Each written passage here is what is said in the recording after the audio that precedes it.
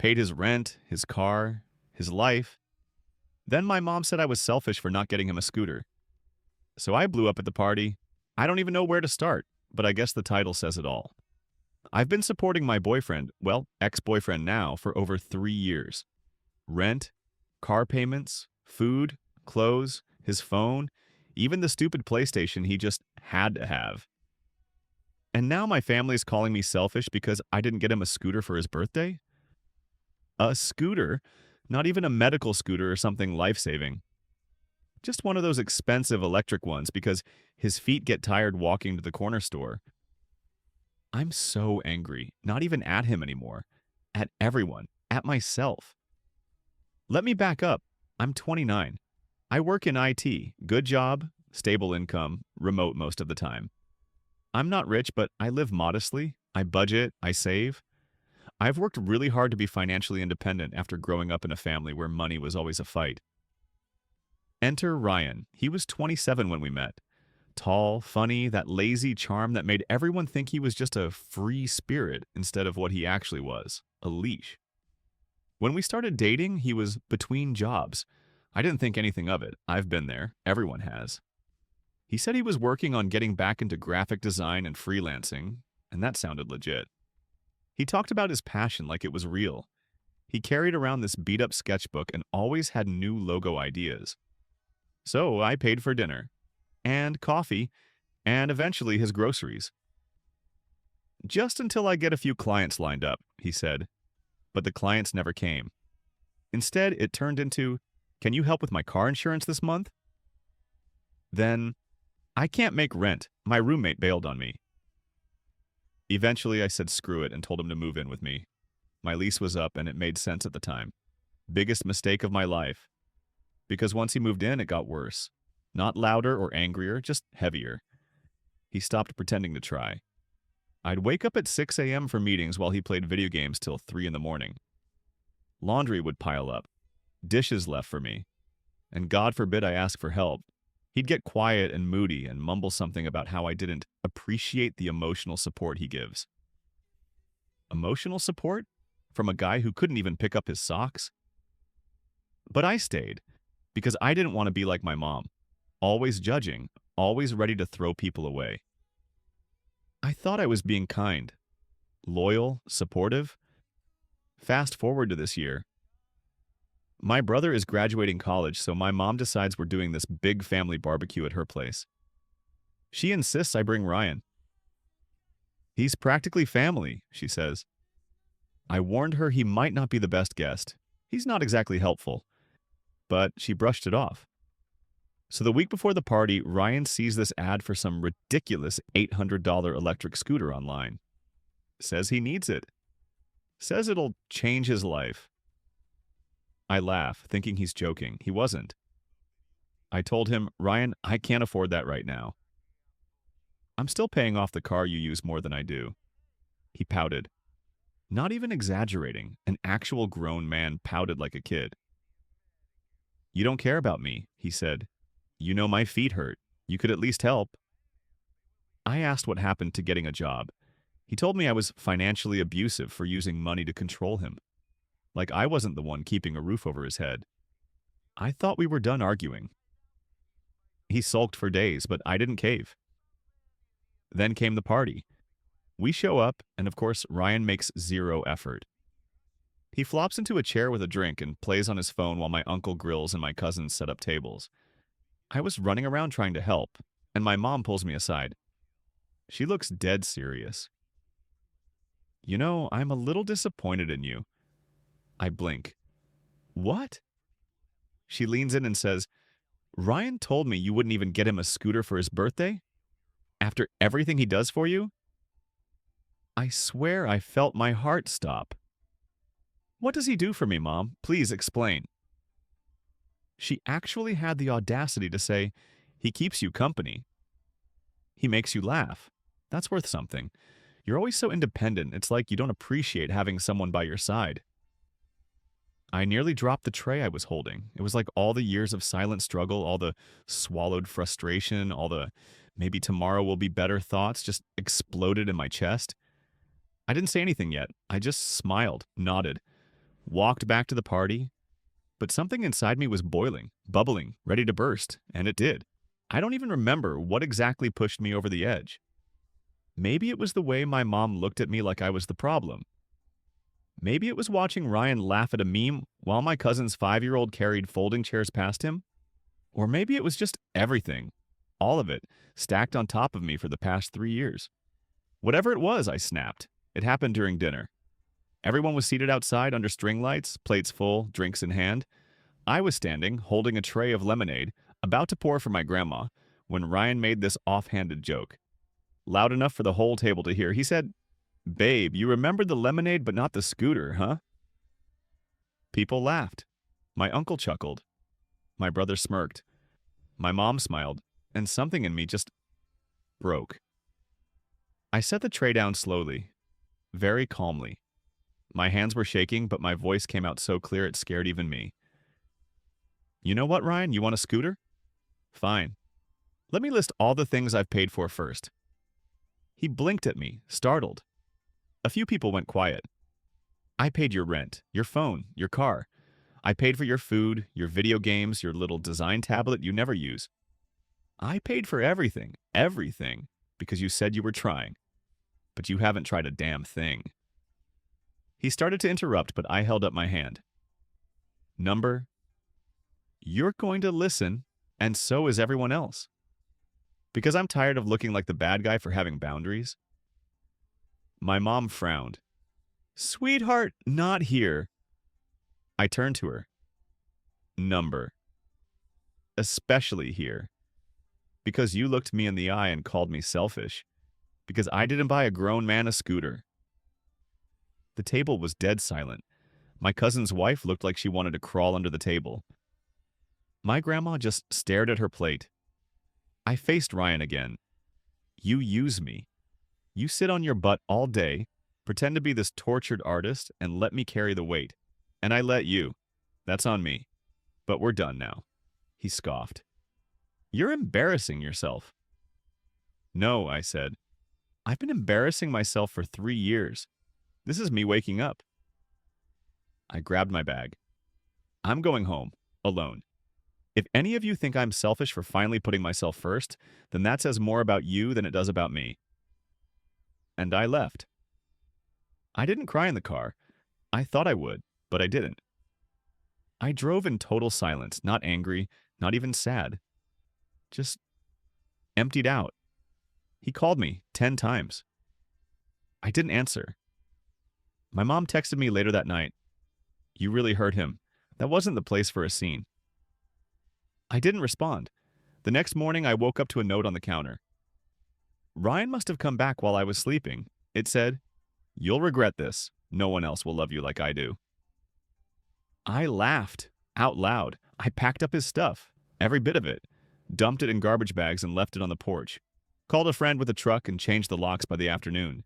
He tried to come back the next day, pounded on the door, yelled, cried. I didn't answer. But that wasn't the end.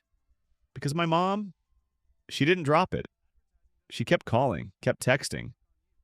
At first it was guilt-trippy stuff. "You're not being fair. He doesn't have anyone else." Then it turned into passive-aggressive nonsense. "Not everyone can be as independent as you." Then came the real kicker. 2 weeks later, I find out from my brother that Ryan's been staying with my mom. Yep. My mom took him in. She gave him the guest room, said he needed a place to get back on his feet. You'd think that would be enough betrayal for one chapter of the story, but it wasn't. Because that's when the secrets started unraveling. When my brother told me Ryan was staying at my mom's, I genuinely thought he was messing with me. "Are you joking?" I asked him over the phone. He sighed. "Number, I wish I was." I walked in, and there he was, sitting on the couch, eating chips like he owned the place. I hung up without another word. I didn't call my mom. I didn't text. I couldn't trust myself to not completely lose it. I sat in my apartment for hours, going over every little conversation I'd ever had with her about Ryan. The way she always defended him. The time she said I was lucky to have someone soft. How she once said, "You need someone to lean on you. Otherwise, what's the point of being strong?" At the time, I thought she meant it as a compliment, that I was dependable, solid. But now it sounded like she saw me as a pack mule. I finally caved and drove over. She opened the door like everything was fine, like she wasn't harboring my unemployed, manipulative ex. "Hey, sweetheart," she said, smiling. "You look tired." I pushed past her. "Where is he?" She had the nerve to act confused. "Who?" "Ryan, don't play with me." She huffed like I was being dramatic. "He's in the guest room. He needed somewhere to stay. He doesn't have family, you know that." I looked at her like I didn't even recognize her. "So you thought the best move was to let my ex, who I just kicked out, move in with you, after everything he did?" She crossed her arms. "He told me you twisted things, that you used money to humiliate him." I laughed bitterly. "Yeah, well, using money to pay rent isn't quite the same as controlling someone." "He didn't have money, Mom. That's the point." Her voice went sharp. "You always talk like you're above everyone. Just because you make a good income doesn't mean you understand everything." There it was. The thing she never said but always implied. My success threatened her. My boundaries offended her. And then she said the words that made everything click. "Ryan and I talked about this, and we think—" I held up a hand. "We?" She froze. I took a step back. "You and Ryan talked about me? Behind my back? While I was still with him?" Her eyes darted away. "I just mean, we had a few conversations when you weren't around." That's when it all came crashing down. The long phone calls she used to have and hush when I entered the room. The way she always knew when Ryan was feeling down before I even told her. The little comments he'd make about how your mom gets it. He'd been confiding in her, venting to her. Maybe even more. I whispered, "Did anything happen between you two?" She looked horrified. "What? No, how dare you even think?" But it was too late. The seed was planted. Whether they crossed that line or not, they'd already crossed a deeper one. Loyalty. "I'm done," I said. "You picked him. That's fine. But don't ever expect me to come back here like this didn't happen." She called after me as I walked to my car. "You're being irrational. You're throwing away family over a misunderstanding." I didn't even turn around. I drove home shaking, barely able to breathe. Later that night, Ryan texted me, from her number. "Hey, I know this is weird, but your mom really understands me. I hope one day you'll forgive both of us." Both. Office United States. Like they were a team now, like I was the one who'd done something wrong. That was the night I blocked them both. Him, my mother, even my brother for a while, just because I couldn't deal. But of course the story didn't end there, because you don't just block out your family without consequences. And mine? They made sure I paid for it. Blocking my mom and Ryan felt like taking off a weighted vest I didn't know I'd been wearing. For the first time in years, I could breathe. But peace doesn't last long when your family feels entitled to your silence. It started small. Missed calls from aunts I hadn't spoken to in months. A just checking in text from my cousin. My grandma calling to ask if I was okay in that tone that meant she already heard everything and just wanted to confirm I was as ungrateful as they said. Then came the Facebook post. My mom doesn't usually post publicly, so when she did, I knew it was deliberate. A picture of her and Ryan sitting at the kitchen table laughing over mugs of coffee. Captioned, "Sometimes people come into your life and remind you what unconditional love really looks like." My stomach flipped. Unconditional love? From him?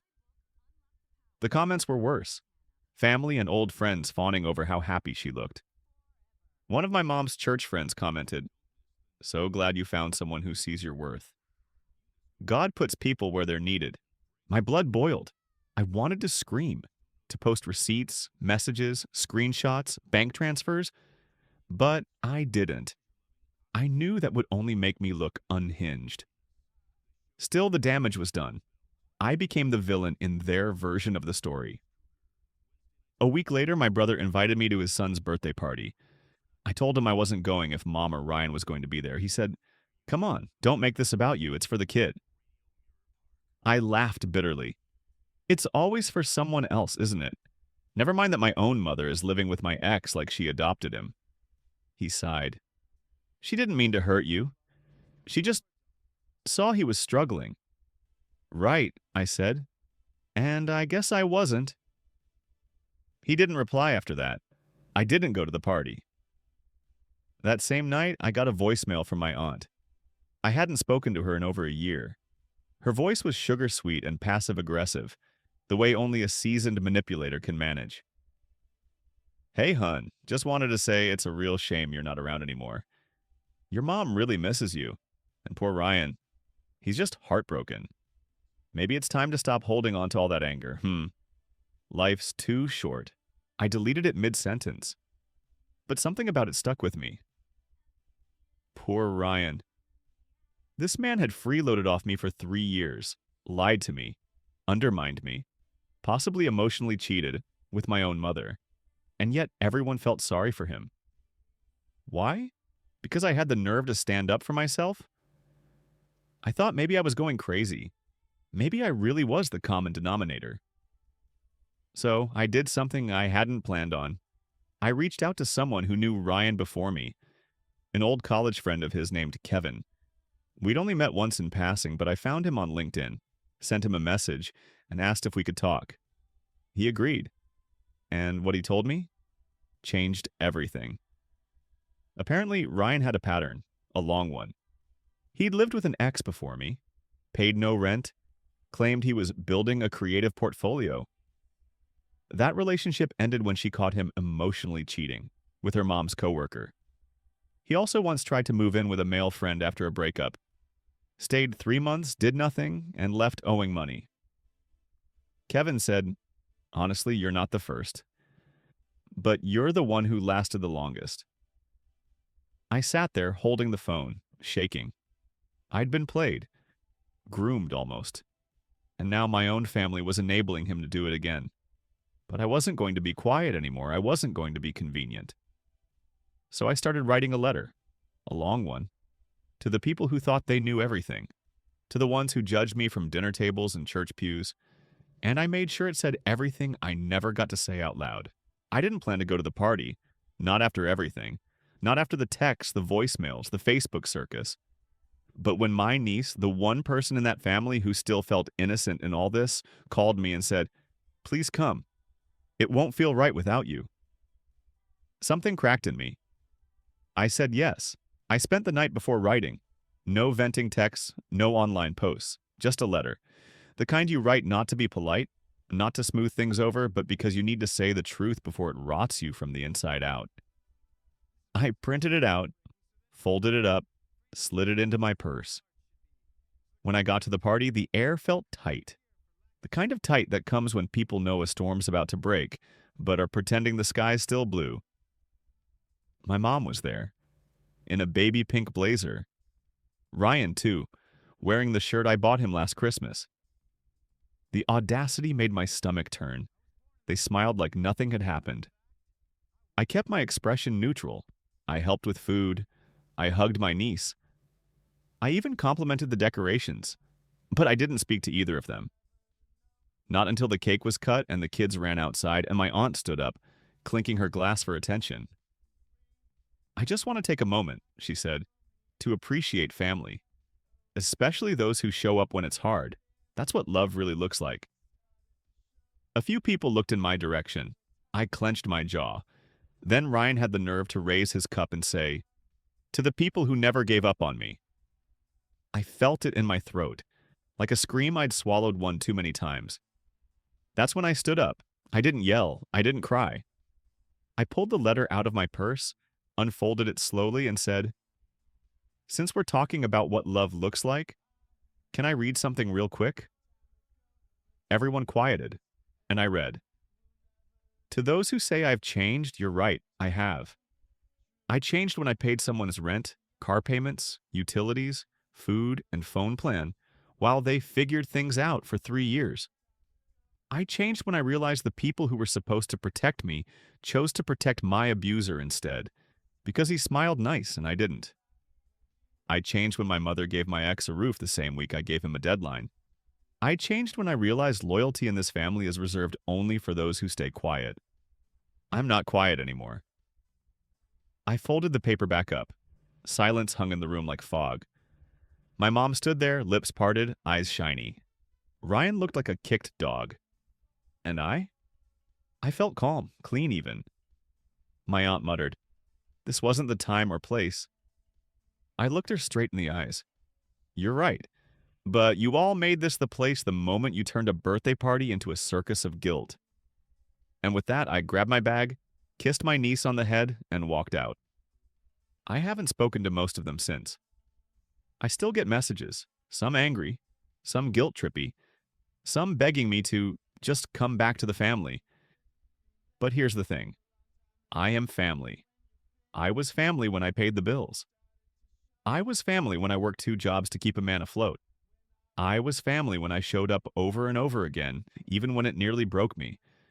But when I started choosing myself, they acted like I'd committed a crime. So now I live small but free. I eat alone sometimes, but the air is clearer. I sleep better, I laugh harder, and I no longer feel like I'm shrinking myself to fit into someone else's story.